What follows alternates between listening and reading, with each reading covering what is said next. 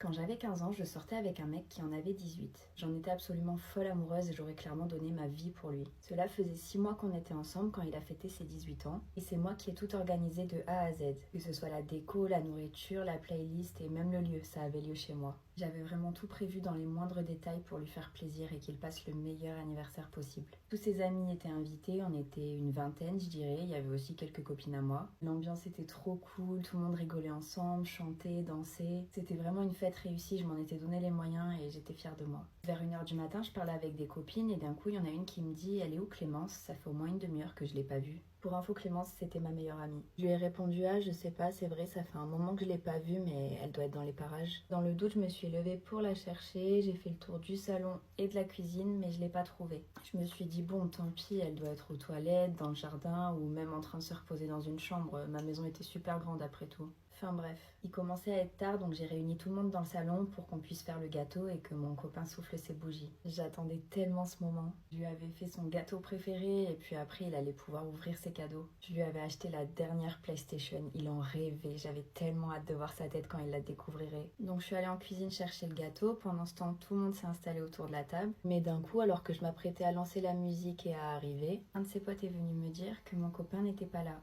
Bizarre un peu. Je suis donc partie le chercher, je suis d'abord montée au premier étage mais il n'y était pas. Puis je suis montée au deuxième, il n'y était pas non plus. Et enfin je suis montée au troisième et là au fond du couloir, j'ai vu que ma chambre était allumée.